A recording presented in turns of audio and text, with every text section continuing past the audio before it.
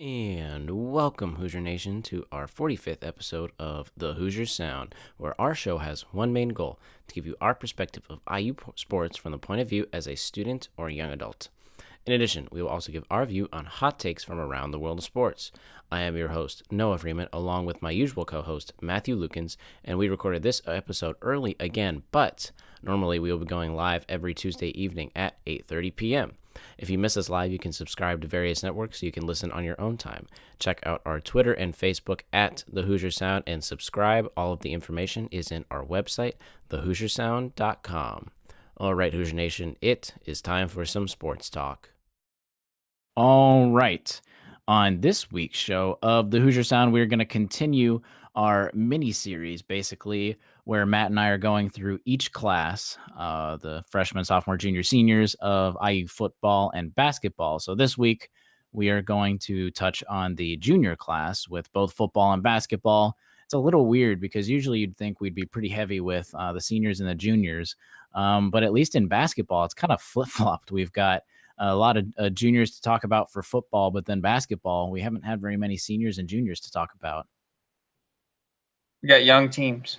We do have young teams. So let's get into the junior class for IU football. And now that we're getting into the juniors, freshmen, and sophomores and freshmen, we're going to have some people that obviously are pretty far down the list that aren't going to get to play much. So this part, at least for football, is probably going to go a little quicker just because there are some people that aren't going to see the field. And that's usually how football works. It takes you a year or two, most people, a year or two or three to start getting into the rotation. A lot of times you hear this name, it's like, oh, I've never heard of this person's name before, and they're already a junior or senior. That's just because it takes a minute to develop your body that much. But we're going to mention every person for junior class.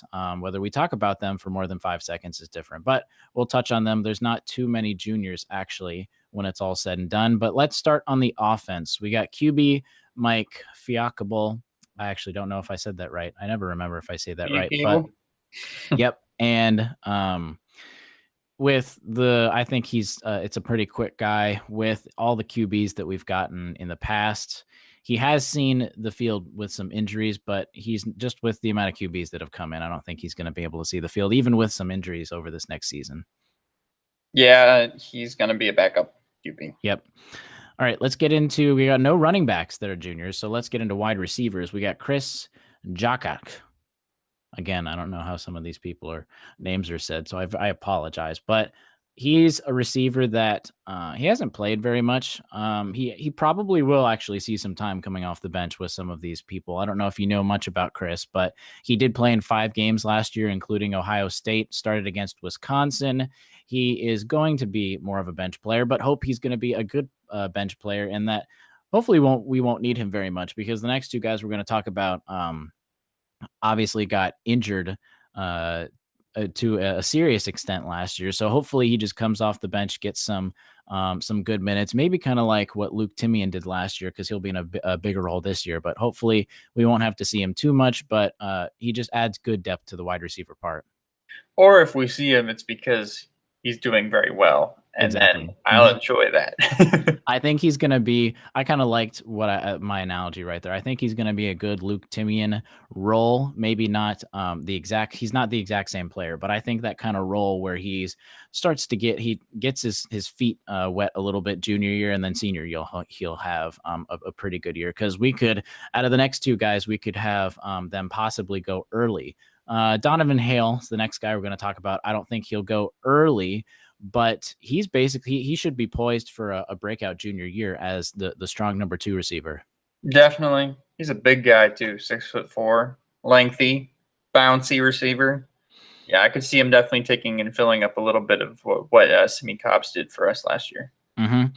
And he, if you don't remember last year, he got injured on the third game, at the beginning of the third game, where he had a season-ending injury. So we didn't get to see much of him last year. And everyone was really high on him this last year. He was supposed to be still the third receiver last year, just because we had crazy good receivers with Simi and Nick Westbrook. But he's supposed to be the kind of Nick Westbrook-esque, what Nick should have been last year. And he's going to be a really strong receiver. The receiving core is pretty good.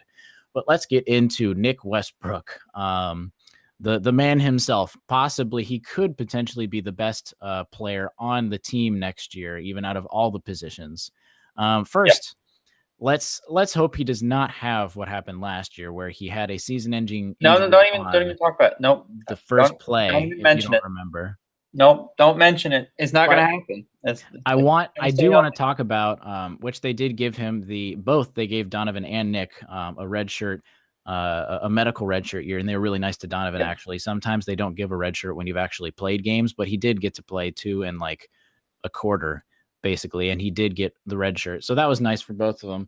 But as a sophomore, let me just give you some of these accolades for Nick Westbrook as a sophomore. He was he got an honorable Big Ten, all Big Ten mention. He was the he got the Hoosier Iron Award, which is the outstanding weight room performance. He got academic all Big Ten selection, which he also got last season as he was injured. So he's doing really well in the classroom. His on the field stats as a sophomore, he caught 54 passes for 995 yards, which is 18.4 yards per catch on average, and 6 touchdowns. He led the team in yardage, touchdowns, and yards per reception as a sophomore. He ranked second in the Big Ten in yardage, which was 38th nationally, third in average per catch, which was tied for 27th nationally, 7th in receptions, and tied for 7th in scores. He averaged 79.3 yards per game, which was third in the Big Ten, and 4.2 catches per game, which was tied for 8th in the Big Ten. I missed him last year. I'm not even done yet. He got 995 yards. His 995 yards ranked 7th on Indiana's single season list. He was already 7th on Indiana's single season list as a sophomore. He led the conference in 40-plus yard receptions, which was tied for 15th nationally, shared first in 70-yarders in the Big Ten, but he got tied 8th nationally, finished second in 30-yarders, tied for 19th nationally. He shared second in 60-yarders, tied for 24th nationally, and posted 3 100-yard games, which is tied for 8th in program history. He was also 2-time IU Offensive Player of the Week against Northwestern and Michigan.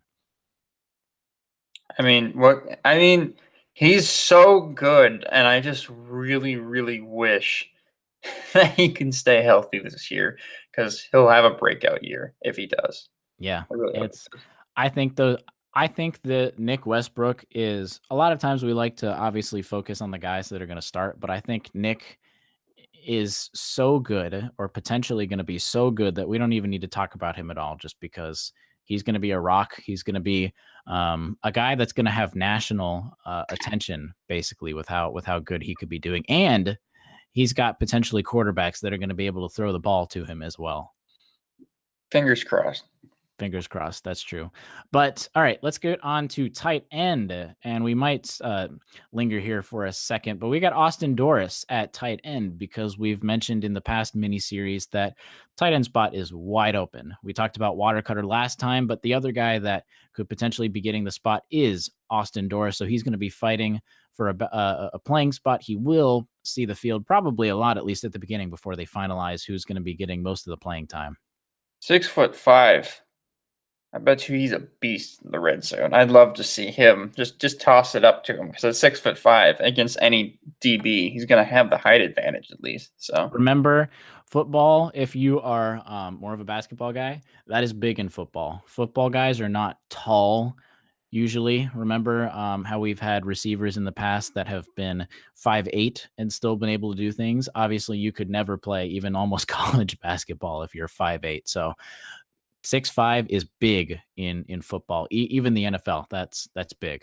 Isaiah Thomas, well, I don't even know what team he's on now. The current Isaiah Thomas would like a word with you, though, know about that. But 5'8" guys can make it in the league. Yes. Yeah.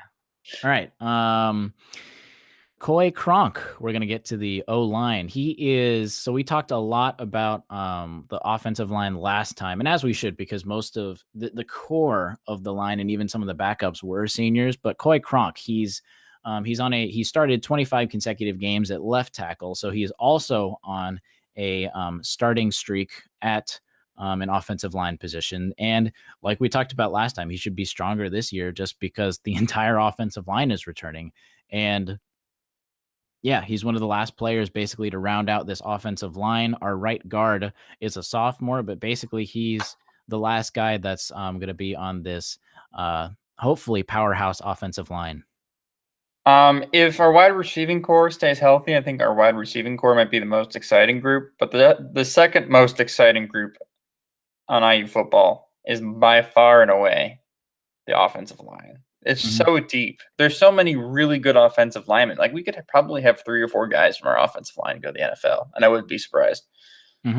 Now, at least, hopefully, if they have a good season, just because Yeah. they got to get some of that. And Coy Cronk is one of those guys that could potentially be really good. He'll stay definitely for his senior year, but he's got potential. Already started 25 consecutive games. He's got some good stats. IU actually ranked pretty well in offensive line stats. And if you think IU ranked well in stats and they actually did pretty poorly last year, then our offensive line, at least on paper, is looking pretty good. Let's look at some of the backups, though. Got Lavondre Love and Nick Ramaka. Our offensive line is so deep. They're not going to see the field unless, not even if there's injuries. There'd have to be major injuries. But then we've got Hunter Littlejohn, who's going to be the backup for Nick Linder at center.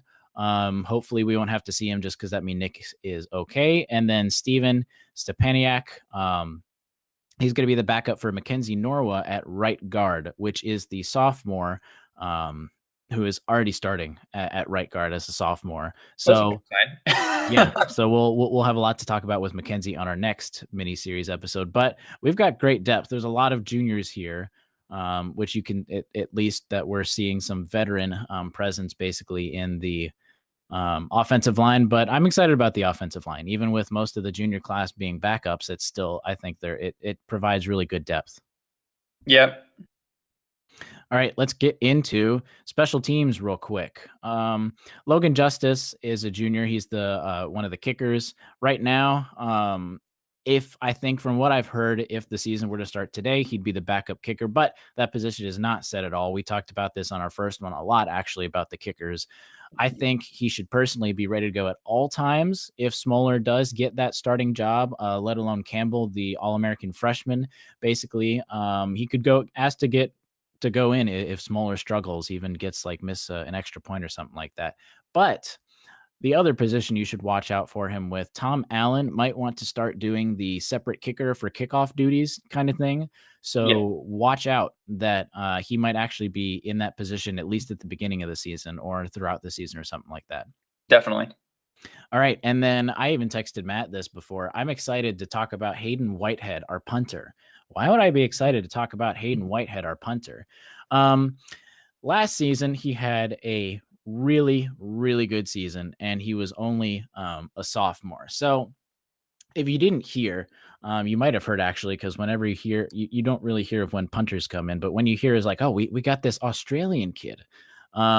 His first season at IU, which was last year, he got an honorable All Big Ten mention already. And this is a huge stat. He was already named to the Ray Guy Award watch list, which is the punter of the year, basically. So the best punter nationally, and he was already named to that watch list. So, like I said, he came over from Australia, if you didn't know, where he had been playing Australia football for 15 years. Yes, there is a difference. If you don't know Australian football, it's very interesting. I feel like it's a cross between all football, rugby, soccer kind of sports. I don't know, Matt, do you have any experience watching Australian football, Aussie football? Yeah, it's more rugby than it is football. I think it's kind of like a hybrid. They have only laterals and stuff like that, and they kick the ball, and the scrums. But it's also much more open and a different type of field, and it's a little strange. Yeah, it's cool to watch. If you've never watched it before, I highly recommend just looking at some tackling highlights. It's kind of fun. Yeah. He's been playing that for 15 years. The bigger stat, though, this is what I want you to hear when he has 2 years left in college. So he trained under Nathan Chapman and John Smith at Pro Kick Australia. Now, you probably don't know or haven't heard of Pro Kick Australia, I hadn't really either until I looked it up. But this is the cool part where we could potentially have found a steal at punter and potentially have the best punter in the entire nation. So Pro Kick Australia is a training ground for punters and kickers in Melbourne. They have produced the past 5 Ray Guy winners from 2013 to 2017. So the past 5 years in a row, Australia and Pro Kick Australia has produced the best kicker or punter nationwide, including in 2016, they had all 3 finalists were from Pro Kick, and in 2017, 2 of the 3 were from Pro Kick. In addition to the current Pittsburgh Steelers punter Jordan Berry, who is a very, very solid punter in the NFL. He's going to have a great long career there. 4 additional Pro Kick alumni have advanced to the NFL. So just looking at those stats, who he's trained under, his background, his first year at IU where he was already named to the watch list for the Ray Guy Award. That just shows that you can get excited about a punter. We could potentially have the best. We already have one of the best and could potentially have the best punter in the next couple of years and could see him get drafted possibly in the NFL. That would be awesome. But I really hope he isn't punting as much as he did last year this year. I agree.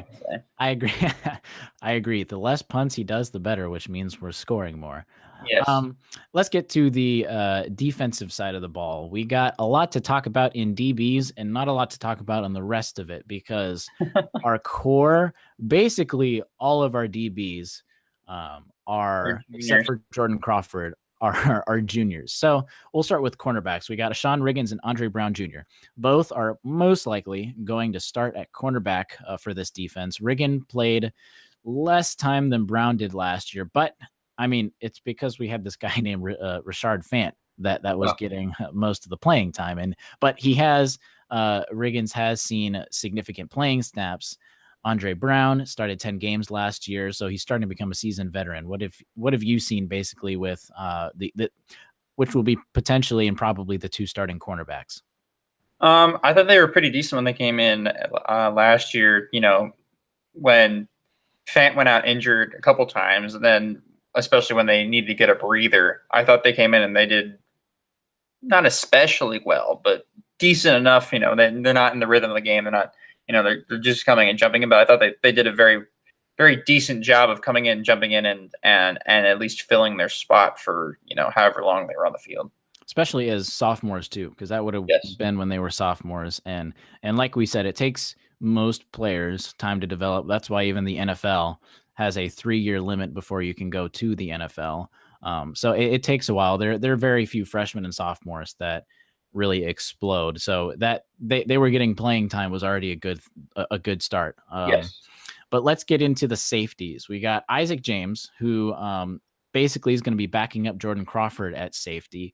Actually, last year he moved from wide receiver to DB, so he's pretty fresh under that position. He played a lot of special teams last season, so hopefully now that he's got a year under his own position under his belt, he's going to be, I think, a pretty solid backup for Jonathan Crawford. Sorry, when he making that transition from wide receiver to DB or especially safety isn't impossible. It's actually like if you're going from wide receiver to any other position, it's probably the easiest one to transition to, just because you're going from being the guy on offense to being the guy on defense. But you kind of the tricks of the trade as being a wide receiver, so it actually might help him out a little bit having some of that experience being a wide receiver. Mm-hmm. I agree. And he's going to back up too and back up under a great guy to learn under. So look for him to be the guy basically senior year. Then we got Khalil Bryant, which is going to be the other starting safety. Going to do a pretty decent job. He's already seen some playing time. He's not outstanding, but he's decent and he's really good. He's just going to add to just the core depth of how good our DBs could potentially be next year. Yep, definitely. All right, let's go on to our only junior linebacker. Yes, out of all of the linebackers, which is Raquan Jones, but he could potentially and arguably be the most important linebacker out of everyone because he is being asked to replace Tigray Scales. He is being asked to be that guy that IU has seen the past few years. So what have you seen with Raquan Jones, which actually you haven't seen much of him because he hasn't played much? Yeah, I mean, we haven't seen much of him, and I think that was a decent thing because we got to see a lot of Tigre. But if he can even, like I said in a previous episode, we're not going to be able to replace Tigre, but we might be able to replace his production, like if everybody steps up. So we're not going to have our star linebacker, but we might have a very decent linebacking core if everybody does their part for the team. Yeah, and Raquan is basically he's a really raw and really potentially really good prospect. I haven't found a lot of stats. He redshirted last season, and he's only recorded 9 tackles in his collegiate career. So that's worrisome when you think about it at the beginning. But I was going through a lot of his high school stats and incoming recruiting stats, and he's basically because he hasn't seen a lot of the field at all for his college career. He's that kind of raw prospect that we want to see coming in as a freshman. Except he's kind of like Race Thompson. A great prospect coming in. He's redshirted. He's got to see time, hasn't gotten to play yet. He's got to learn under some people. And now he gets to step up and be the guy. Maybe he's obviously going to be the guy more than Race will at least be the guy this season, but he's had a strong spring. Really look at him. He's going to be on the field a lot, and hopefully he steps up. Definitely. Another Florida guy. Woo. Yeah, there you go. Anytime Matt can get a Florida guy in, which you be doing that a lot just because. Yep. All right. D-line, Josh Brown, Brandon Wilson, backups that even with our D-line that's a question mark, not going to see him much time at all. Josh Brown's short for defensive lineman. Yeah. Mm-hmm.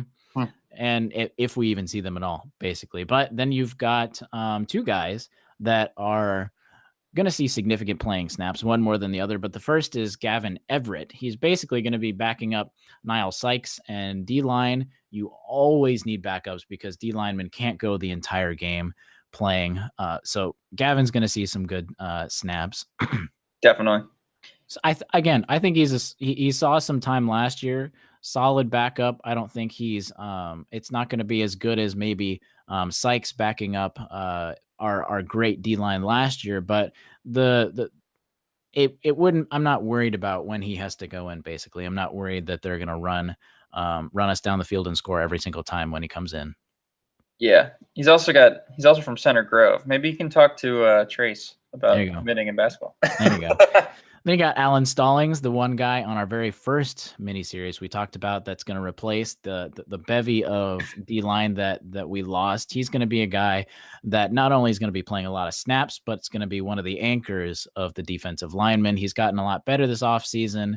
Hasn't seen as much time as you might like him to see, but that's just because we've had a lot of people before him that were just really good.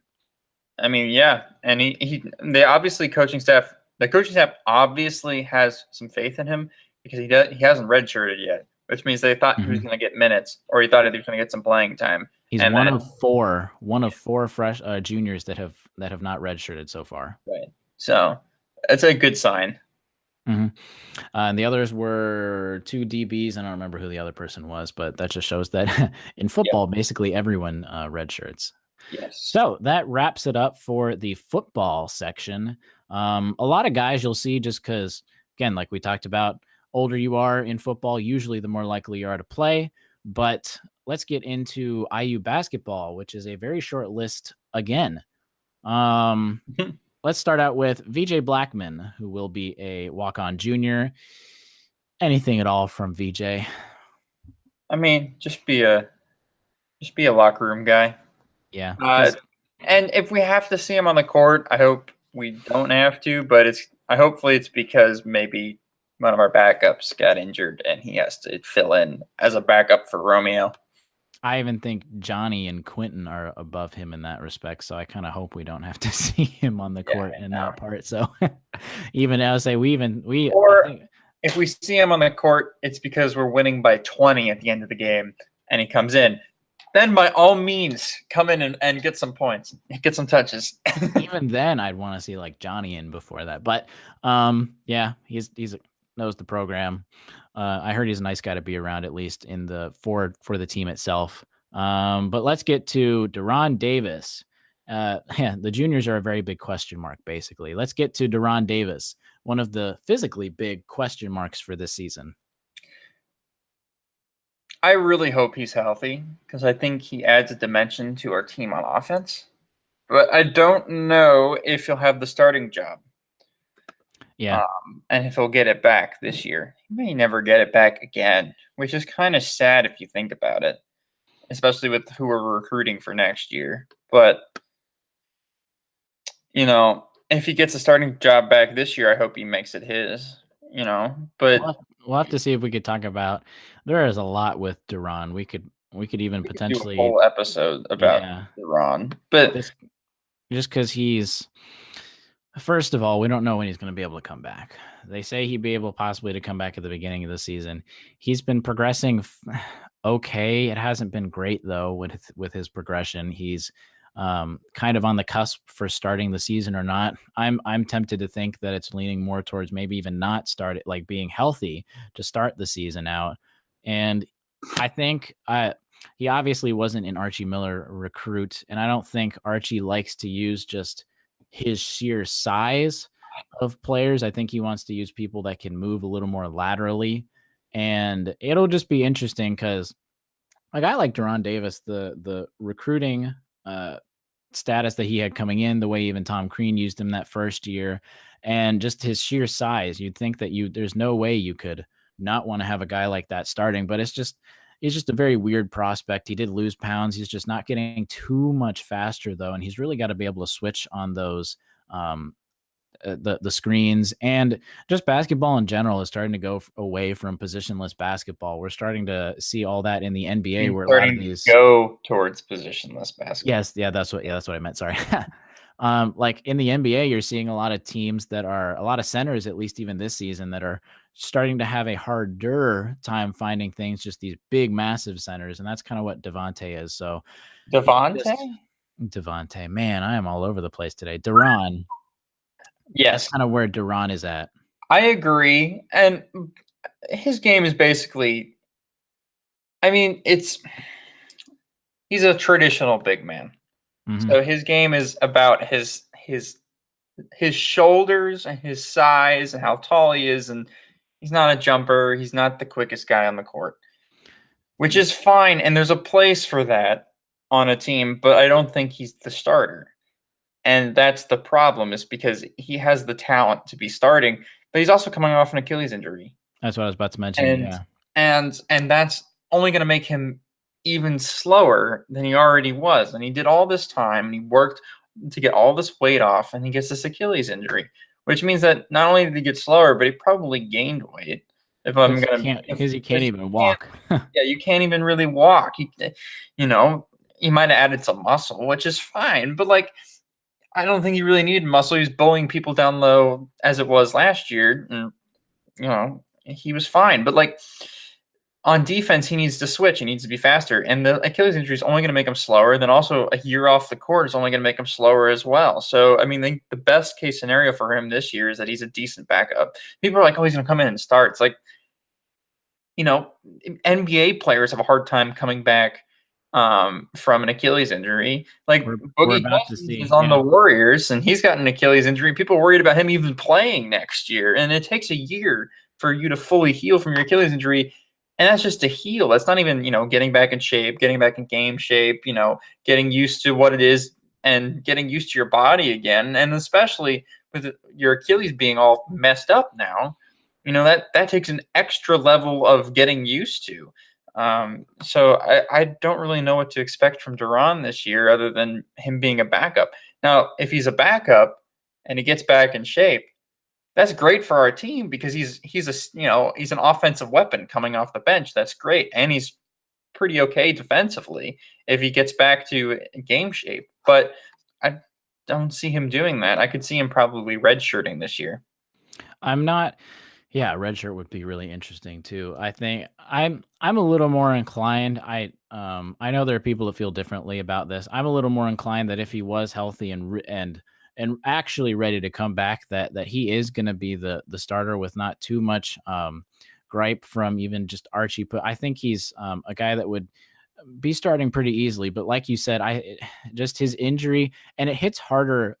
It's a lot harder for bigger guys to come back from those injuries, just because literally being bigger is a lot harder to for those injuries to heal, just because there's so much more weight on everything. And then he's also got to get back in shape, like you said, Matt, with getting fast, getting more lateral. And that's just, if he can't do that, then I'm not sure how he's going to be able to fit with the team next year. And like you said, it really does take about a year for it just to heal. And he got this in January, if you remember. So that's already half of the season, already started Big Ten play, especially with Big Ten play now going to 20 games and starting in December. So I could see there's just so many different ways. He could redshirt. He could wait half a year to come in. He could come in, be okay and decent, like you said, as a backup pretty quickly. He could, best case scenario, he could have the next couple months and just blow everyone out of the water with his progression and then actually be able to start. But sadly, that's the only part is why we're so skeptical, is just because his healing and his process going in it hasn't been bad, but it hasn't been good at all. Yeah, I'm worried for him, but we'll see. Yeah. And there's even the potential that I know people have thrown it around, and it's just a bad circumstance for him that I wouldn't be surprised if he wanted to transfer just to get a fresh start and get some of those. It would also give him time to heal with the eligibility rules and all that stuff. But we could have an entire episode on Duran. He's just a huge question mark this season. So we could say all this stuff, and there could be 20,000 different things that could happen with him. Right. All right, let's go to another humongous question mark, which hopefully he won't be, but we're going to wrap the episode up talking about Devontae Green. Oh, Devontae. Devontae's the new Troy Williams. And I don't know if that's a compliment or a slight at him, but he's the new Troy Williams. Because Troy Williams is starting to make a name for himself in the NBA right now. Yeah, but I wasn't talking about the talent part. I was talking about the good Troy, bad Troy, good Devontae, bad Devontae, which is the fact that he is a very much a hit or miss player, and it's all about how he's feeling that night. If he's confident, well, actually, he's always confident. It's if his passes, if he's actually in rhythm, he's great. He's awesome. He's a good point guard. If he's not in rhythm and he's, trying to force things, then he's not a good point guard. So hopefully some consistency from him this year makes him less Troy Williams-like and more Yogi-like, because I would like that a lot. Consistency. That's what he's got to get this year, because we can see the promise in him. He's got talent. He's, look at the Iowa game. He was great. He was our best guard. He was our second best guard because Robert Johnson was on fire that game. But he was our best point guard that game, which was great, because when you're better than Josh Newkirk, things go well for the team. But when he's worse than Josh Newkirk, we probably lost the game. So, yeah, and obviously, basically, that entire statement is what everyone has been talking about for the past year with him. It's just the consistency part. But I do like, first of all, I do think he's at least going to get the start at the beginning of the season. Matt and I have both talked on this episode too, and I think we've both agreed that at least at the beginning of the season, his veteran presence, I think, is at least going to get him the start. And to add on to that, Archie has been very high on him for the spring. We talked about this on multiple episodes. We're kind of just putting a bunch of episodes together where a lot of the Huber's Winery retreat and everything, he had a good, Archie had a great statement about Devontae with how he's just, it sounds like basically they had a heart-to-heart conversation, and Devontae is turning it around basically with his commitment to, I don't want to say commitment to the team, that I don't want to slight him if he has been working hard, but you know what I mean. He's turning around, he's turning things around to where he could probably and hopefully be a lot more consistent, like you said. Yeah, consistency is key. If he's our most consistent player next year, oh Wow, that'd be a very big step. But I'm saying, if our point guard Yes. could be the most consistent player on the team, then we're at least going to the Sweet 16. Yeah, If he makes that jump, because he's got the one-on-one game, right? Like at the end of the shot clock, we now have at least two people that can create their own shot. Devontae's got that gift, which is you don't always have that guy that can go and create a shot. Yogi couldn't even do that. Yogi was more of a pure point than he was, creating his own shot at the end of the shot clock. He did that against Iowa, but like Devontae does it consistently, where he's got that step back, where it's like, all right, there's something special about this kid. He's good. Same thing with Romeo. Now both of our starting guards next year can create their own shot, which is great. But Devontae needs to know when to create his own shot and when to give it to Romeo. I think we're going to see some growing pains maybe at the beginning of the year. But if he gets more consistent as the year goes on, I can see us making a deep run in March because he slowly grows as a point guard. And I also like how, first of all, we found the emergence of Juwan Morgan.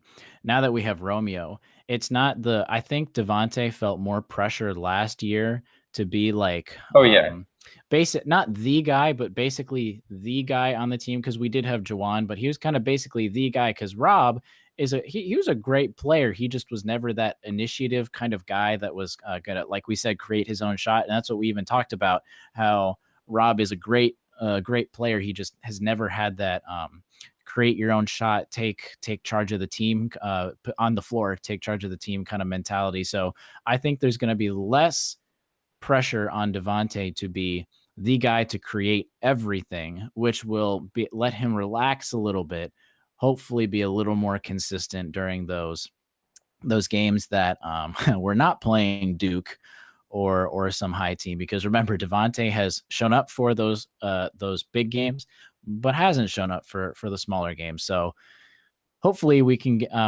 let Devontae have some less pressure, that he can just, when he needs to, just give the ball to Romeo, give the ball to Juwan Morgan, and even someone, whoever is going to be playing the 3 or the 5.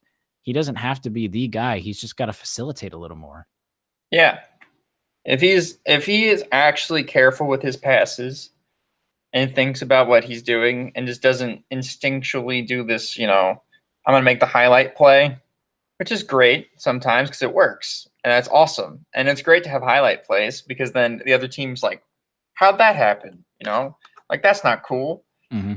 But at the same time, it's like when you're throwing it across court, one-handed, no look right into the defender's arms, it kind of drives us fans nuts. And so, but that all comes with consistency. Like if he can like consistently be a decent point guard and then have those like nights where he kind of like blows up and gets like 20 points, that's all I'm asking. Because this team has the talent, like on the offensive end, where he's not going to have to work hard, and we know what he does defensively. Like he's a very good defender. And obviously, getting steals with one shoe and one hand, and then one hand getting the other one, like he did at Seton Hall. He's a good defender. He does some highlight stuff, but if he can consistently be consistent, he'll be decent. And I want to end on this point. So you hear about in football, you hear about those coaches that are like the quarterback whisperer and all these guys that like you hire them because they are going to be able to get to they're basically going to be a whisper to the quarterbacks and just develop them to really well. And when we hired Archie, basically it wasn't the main reason, but one of the things that Archie came with was his ability. Everyone always talked about his ability to basically be the point guard whisperer, because he did play point guard in college, and he's had that experience. And one of the things we talked about and everyone talked about with Archie coming in, was that he's going to be able to really relate to the point guards. And I think now that Archie's had a year under him, like he talked about, and having that heart-to-heart basically conversation with Devontae, it might be a little premature, but I have a good feeling, at least with Archie talking to point guards and developing point guards how they're supposed to be, at least. So I might be premature, like I said, but I have a good feeling with Devontae and Archie's relationship going into the season. I hope. I I like Devontae's game. I hope he has a big jump this year. Yeah. But that about wraps it up for this week's episode of the Hoosier Sound. Thank you all so much for joining us. Stay tuned for updates on Twitter at the Hoosier Sound, Facebook, subscribe to us on YouTube, and visit our website, thehoosiersound.com, to find all of our information regarding our podcasts in one place. As always, send us your questions as the audience, so be sure to comment, chat, or send us a message at contact@thehoosiersound.com on what questions you have, and we'll get them on our next episode. Lastly, if you enjoy the show, leave us a review, tell our friends, share our links. It really helps so that we can grow this podcast. But as always, thank you for listening, Hoosier Nation, and we'll see you next time. See ya.